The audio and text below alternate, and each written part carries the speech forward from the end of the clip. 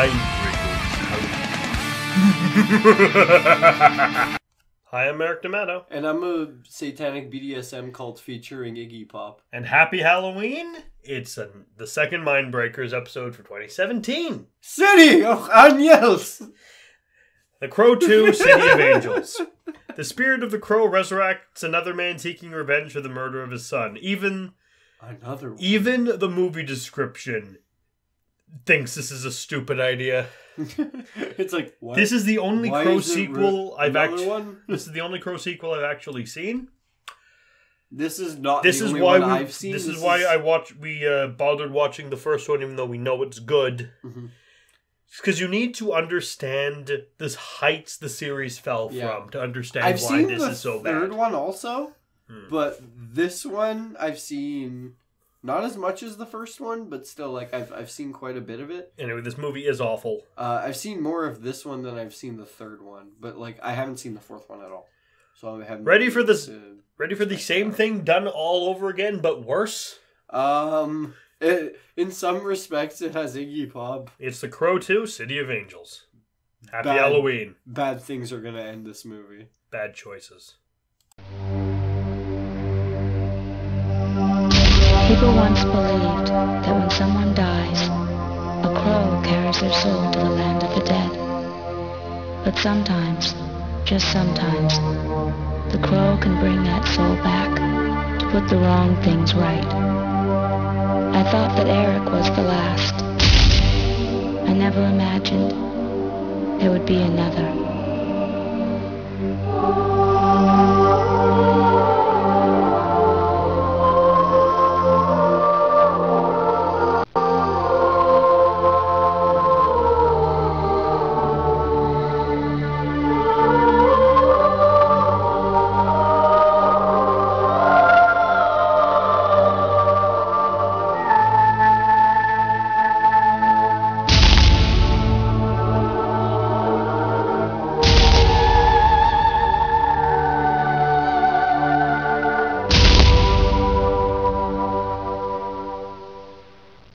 You sometimes wonder just how many movies it takes for a franchise to become irreparably stupid.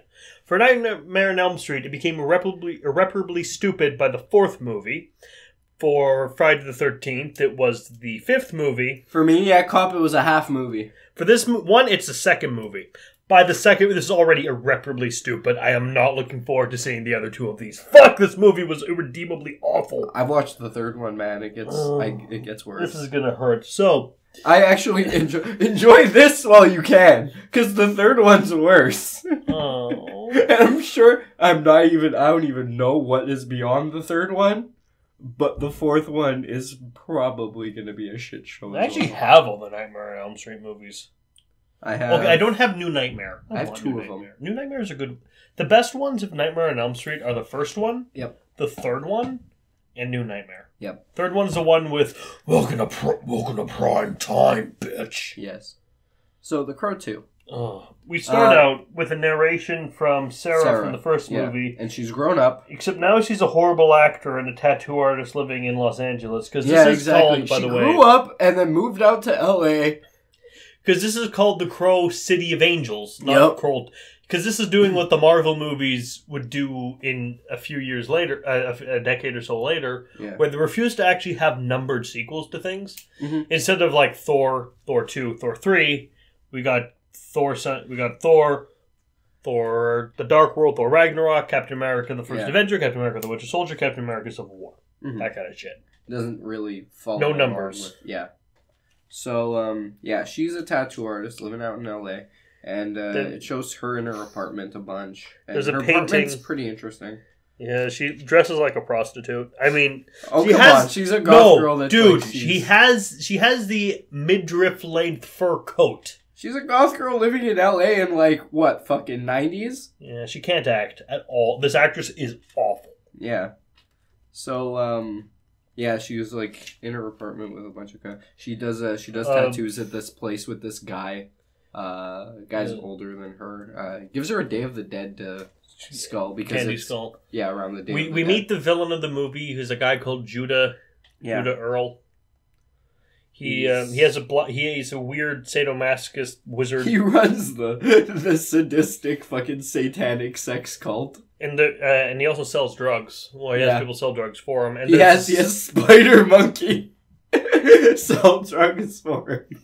There's this Cubano in a suit who's explaining, well, we had to destroy the last batch because, it was... Yeah, he doesn't even get to become a character, him. It was a bad batch. It was giving people seizures. You can't have your customers you can't kill them all, huh? We gotta have some guys buying this stuff, right? Which, despite he says it in a stupid way, he is absolutely right. You can't just kill off all your customers. He didn't even get the chance to become a character, and honestly, you know what? He'd still probably be my least favorite character, even if he became one. Really, even worse than the Yellow Ranger. She's coolish. Yeah. Come on, don't do that. She's dead, man. With respect for the dead. True. Especially in Crow 2, City of Angels. On Halloween. So, it shows him basically, like Judah's, looking at the drugs and stuff, and he's like, we all have our pleasures. I guess you're volunteering for for quality control. What do you mean? Well, we all have... You weren't listening before. We all have a pleasure. Mine is the pain of others. Shoves the needle up his nose because he wants to see what it would do. So injects him, and then he has a seizure and dies. It's like, you're right. It was a bad batch. There's also this weird fucker going around filming everything. That is actually Nemo. Nemo, who depressingly is played by Thomas Jane. Halfway through this movie, guys, I stopped. I took a deep hard look at Nemo. It was my first time watching this movie. The first time I watched it, I'm pretty sure I said the same kind of thing to myself, but I didn't realize that. No, I looked at this character and I went, he looks like Thomas Jane in a wig. He said the same thing to me, and we assumed it was a joke. Like, he just looked similar. No, he looked like... Then we watched the credits. Literally looked like Then we watched the credits, and Nemo, Thomas Jane, you're both like, God damn it, why? Yeah, he's wearing an orange wig. He's, I guess, a transvestite. He's definitely into women. Well, no, I think he's, just a very eccentric, fucking, Clockwork Orange Alex type deal. Yeah, I guess, yeah. Because he's got the fucking under the eye makeup and all that. He looks like he's got the codpiece, everything. He lives the Droog lifestyle. Did you see that that claymation Rick and Morty thing? I think so. One of them is Rick in Clockwork Orange, and the Droogs are him, Birdman, Mr. Meeseeks, and Mr. Poopy Butthole. God damn it! Just in the Kurova milk bar. Fucking shit. I don't think I've seen that one. Then. Pretty funny. Because it's Rick and Morty in various sci-fi films. I should watch that one then. It's fun. But, so it shows, him recording the whole thing of, of the murder of this guy. Two people use the cameras a lot in this fucking movie. It's the murder of this guy and his son. Yeah, him and the Yellow Ranger. She doesn't use the camera much. She's the one... well, she records the thing that happens to him and his kid. No, she was actually doing it. Well, she was recording the whole thing. No, she wasn't. It was being recorded by Nemo. It wasn't always. Yes, she had a phone camera, I think, or something. I don't remember. In 1996. Oh, it's true. It looked like she was holding something to him, though. That was a gun. She was recording something. That was a gun. Oh, it was. Yeah. Oh, okay. I realized. 1996, Joe. 20th century. Plus, this movie's dark. I don't know. With a vague piss yellow tint to everything. It's very to look at. It's very strange to look at. Somehow, our new crow for this movie, whose name is Ash, yes, which pissed me off, irrationally pissed off that his name is Ash. He's not a very groovy dude. No. He comes back from the dead. He knows magic. His name, the actor is Vincent Perez. If anyone gives a shit. Yeah. What else has he been in? Do you know? I don't care. Fine. Let's look him up. But he's let's look him up. He's brought back by the crow, and he rises out of the water. Yeah, he comes out the water screaming. And then with Sarah, his hands up to his side. And then the now bad acting, even though he has to untie himself from his son. And then the now bad acting Sarah presumably explains Not very well. I'm assuming off camera she explains the plot of the Crow to him. Yeah, she was just there at this pier late at night and sees him fucking rise out of the water. So she gives him the face paint. And it's like, I know a guy that came back from the dead. She just kind of gives him the face paint from the first movie. Oh, he was in Queen of the Damned. Interesting. Cyrano de Bergerac, Prince of Desire. That was 2 years ago, actually. Huh. Yeah. Butterfly Kiss. Arn the Knight Templar. Interesting. Welcome to Switzerland. Car keys. I'm starving. Fan. Happiness costs nothing. I'm starving. It's like that. Is that a statement or is that the movie title? That's a movie title. He's been in stuff then. So she gives him the makeup from the Crow for some reason, even though it doesn't fit his personality at all. Yeah. But it's not the full one. It's the lines on the eyes, but not the actual eyeshadow and eyeliner. Whereas Eric Draven is a musician, and he suits the role. And he had the the mask before, exactly, and that's what he mimics. He's a mechanic, and he does card tricks. Yeah, it gets weird. His job was a mechanic, so she puts some, but with the makeup, it's the lines coming off the sides of the mouth. Yeah, and it's contour of the lips, not the actual black lipstick. And it's like that doesn't work. Yeah. It doesn't look good. And it's literally just one line over. It's the laziest you could have done. He was a mechanic. His son was killed because they heard some shots, and his son goes out because his son's a fucking dumbass to see what was going on. Then they both get killed and thrown in the lake. Yep. So he goes on a great quest to kill them all. As Iggy Pop goes, see no evil, and just does the evil. They're all just doing the evil things. By the way, we're not going to talk about any of the scenes that are just not Eric Draven, Ash brooding, because personally, I do not give a shit about this guy as a character. He does a lot of it. And it's like, I mean, he does too much of it. I'd care if you were interesting, but you're really, really not. Yeah. You bore me. He does too much of it. So, yeah, he broods a lot. We're not going to bring it up. Yeah. So, he goes after the first one, Spider Monkey. Who's making and packaging drugs and storing drugs off of flowers. Yep. Because he lives in a fucking opium cocaine one thing that happens that pissed me off. He drives off because he has a motorcycle, obviously. Yeah. He drives off on the motorcycle wearing the Crow long coat. Yeah. And the thing is, the coat's so long, it's like resting on the back wheel of the...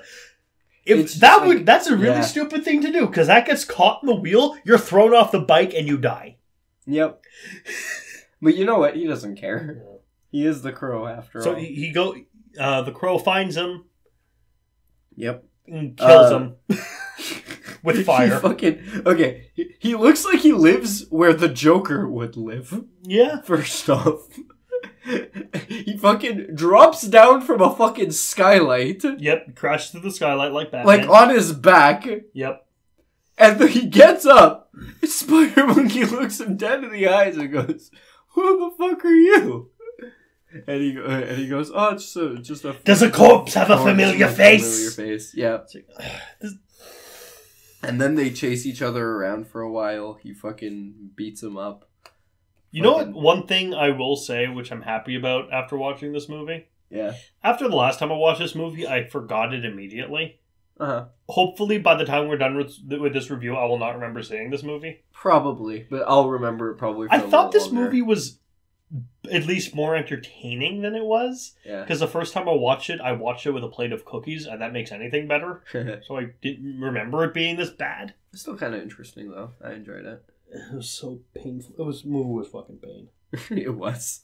But I still enjoy a little bit. I'm a slight masochist. Also, last time I watched this movie, my computer was in the shop being repaired, so I really had nothing better to do. I did. And I was out of university for a year. I was just watching all of them one day. I just got bored and was watching. So he kills him. Is like he does this card trick, even though he wasn't. No, it wasn't a card trick. He was like he made him like he went. It's your lucky day. Like you told me all of the gang members' names. Yes. It's like and where I can find them. Pick a card. It's like I'm gonna give you a fighting chance. Draws out all of them, like fans them out.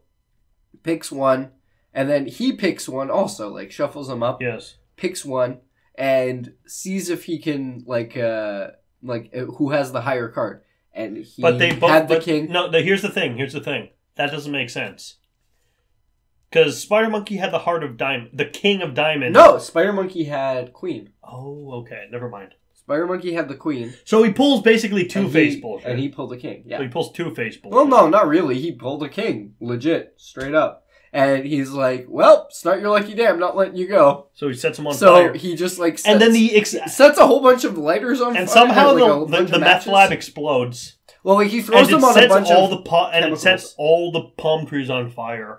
And the ashes from the explosion, and this movie does this a lot, lands in the shape of the crow. Yeah, it's all the convenient thing from the first one. This is the thing. In the first one, he planned it to do this. Yeah, exactly. It was all set up. He set it up. And it's all convenient versions of him painting the graffiti bullshit on the wall. In this, it just happens. Yeah, exactly.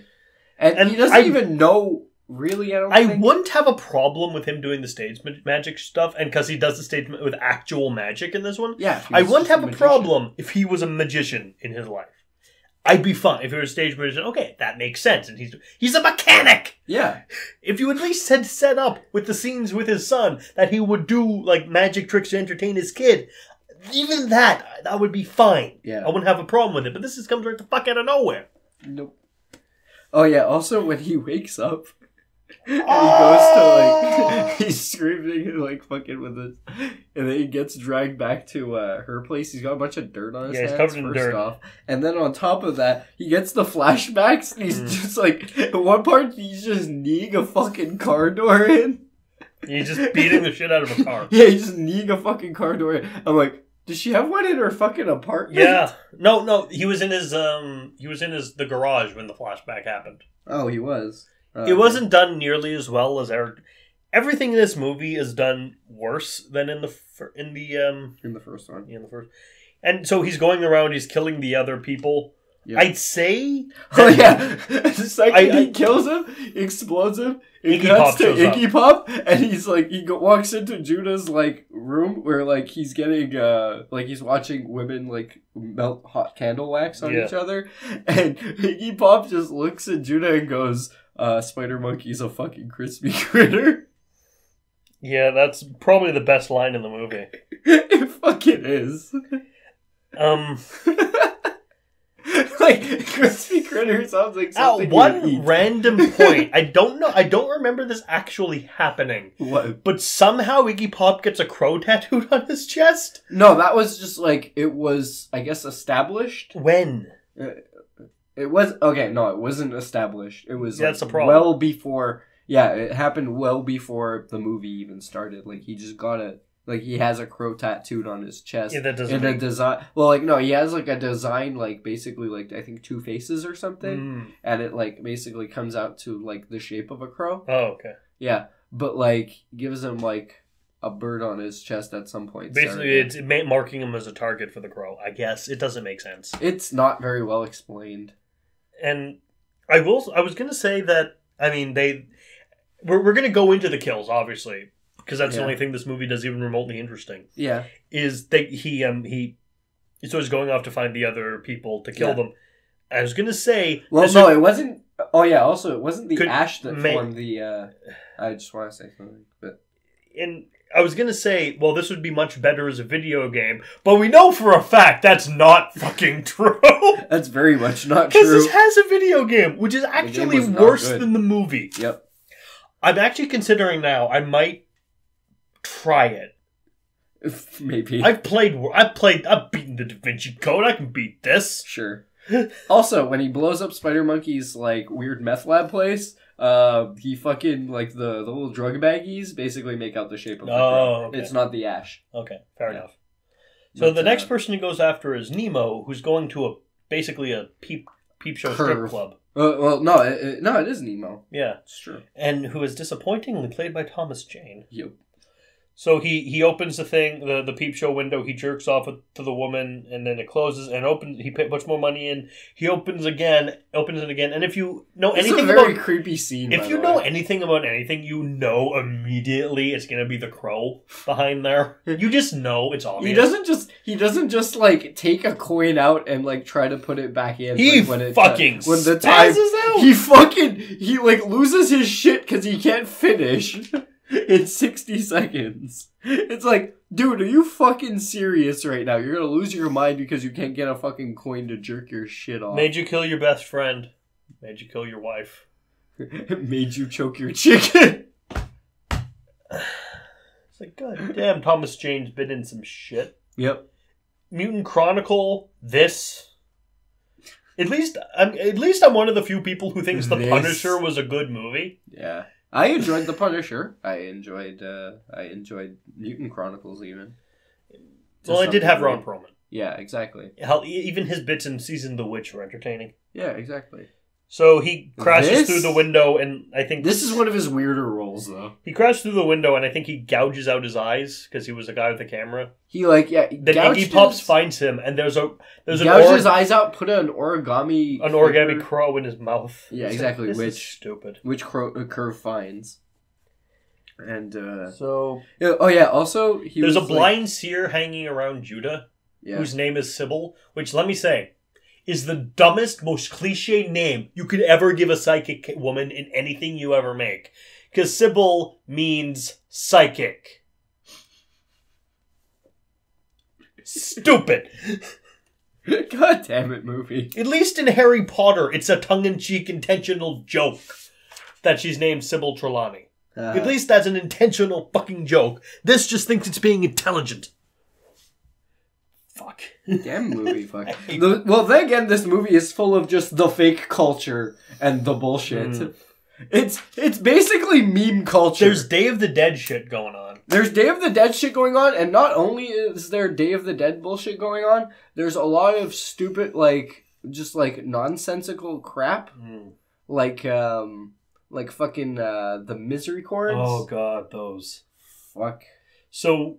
the next person he goes after is Kali, who is played, rather depressingly, by Thuy Trang.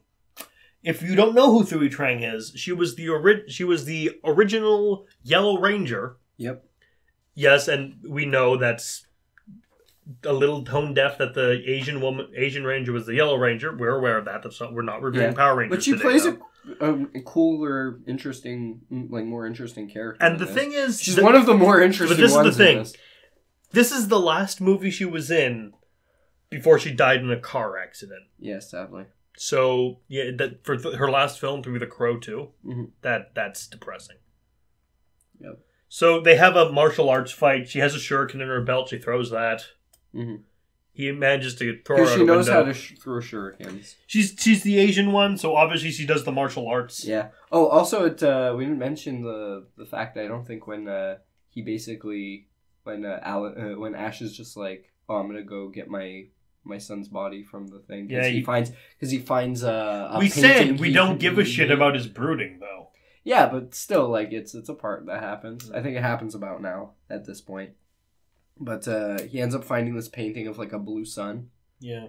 And I made the joke of make your joke. He needs to go underwater to get his blue sun. Because his sun probably turned blue under the water, and he also painted a blue sun.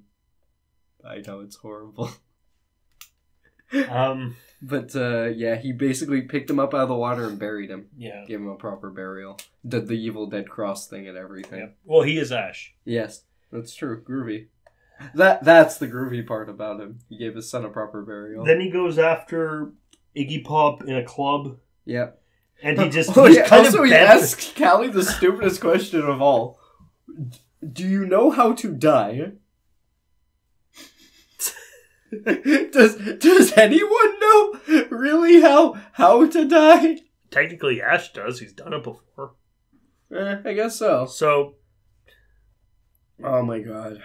I mean, there are versions of that writing. Line. There are versions of that line that can work, like in X-Men Origins Wolverine. I'm not afraid of you, Victor. I'm afraid to die. How do you know? You've never tried it. I was like, that is cool. That's a badass line. This, no. Yeah. He fucking... The writing in this movie is nowhere near as great as the writing in the first one, and I think that also factors into why it's where it is. So he killed... He fucking ends up flipping out on Callie. Fucking rams his head against the table, breaks the corner off of it. He just flips shit because he's like, fuck it, I can't die. I want her to fucking realize she can't kill me. So he just flips the fuck out. In the meantime, Sybil explains to Judah that he can steal the crow's power. Yeah. They kidnap, what's her name? Sarah. But he throws Callie out the window. He kills Iggy Pop. He kind of bamps around a strip club and then chases him down on a really bad motorcycle chase, frankly. Yeah, it really wasn't that great. And he shoots him. Oh, by the way, when Callie falls out the window, she lands and her blood pools out in the shape of a crow. Damn! Fuck. Shit. What? Just like, every time you fucking realized that in the movie, you were like, fuck, damn it, shit. Yeah. Crap. He and burns... Now, this was the one I didn't remember. That I did not remember, and you just reminded me. He talks to a little girl, and she has a little baggie of weed, and he makes it catch fire because he can do that, I guess. And yeah, it was like the drugs that he pulls a coin out from behind Iggy Pop's ear and puts it in his mouth. It's like they used to put a coin in the mouths of the dead so they could pay the ferryman. Two things: one, he's your enemy. Wouldn't you not want him to find rest in the afterlife? Yep. Two, they put them on the eyes. You fuck. Yeah, which is why, again, fake bullshit culture. And I would have improved this. They're Day of the Deading on the pier, around near the pier, and when his corpse drifts by, the flowers they throw land in the shape of a crow. And I also raged at that because that was stupid. So he tracks down Judah. Why wouldn't they? He tracks down Judah, but Judah's busy doing what this movie is doing to the franchise, where he takes the crow, he slaps it a few times, stabs it to a desk with knives, and then somehow absorbs its power by drinking its blood. He has this dagger. He's like, misericords, fitting name. They used to use them to end the lives of the mortally wounded. They saw it as a mercy. Yes, because miséricorde is French for mercy. You fuck. Stop pretending to be cultured. Scratches nails into fucking Sarah's head, which I would have improved the line actually of like they says to Iggy Pop, because Iggy Pop deserves a better line than that. I would have improved them by going, they put the coins on the eyes of the dead to make sure they have safe passage and pay the ferryman. I want him to look for his payment this time, so I'm gonna shove it in your mouth, you fucking asshole. Happy trails. Then shoved him in the water. It would have been a better line. So the crow is he tries to climb the building. Yeah. Then he falls off because the crow's dead. Yep. Does that make sense, I guess? Caw. Bang, fuck, I'm dead. And then drink. He has his fight. Then Judah appears and they're fighting. He's like, who are you? And he actually says, I'm a shadow match. It's like in a video game. He doesn't actually straight up say that. No, he says, like, I'm a shadow match. He actually says he's a shadow match. Well, he says, like, I'm your shadow. No, he says, I'm your shadow match. Still. I'm your mirror match. Dark Link. Neka Scott. So he manages to... So...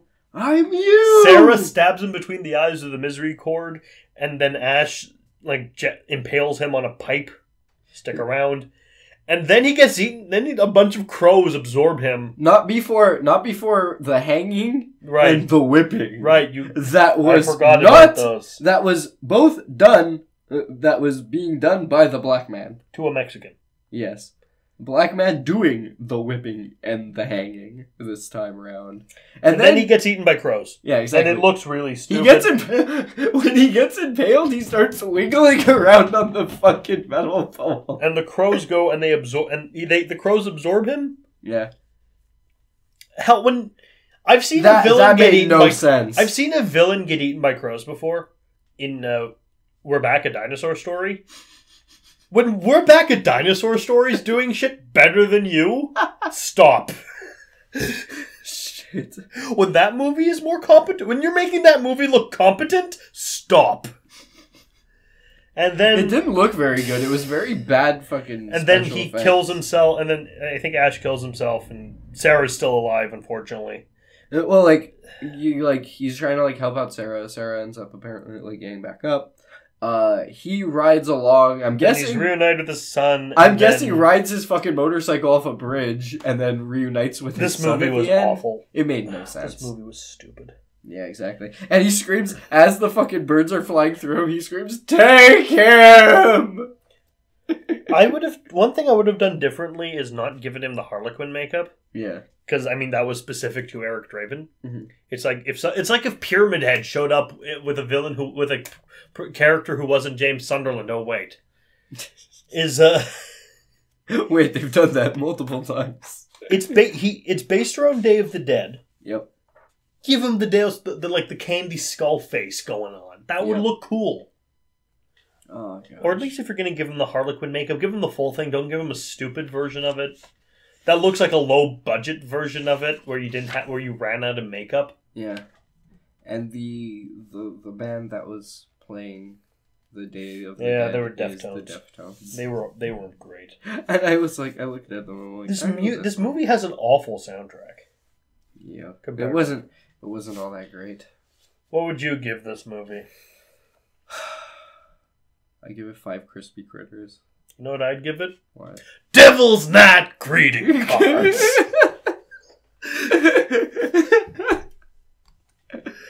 That's a pretty decent one. I've been Merrick D'Amato. And I've been a crispy critter. And happy Halloween. Later, guys.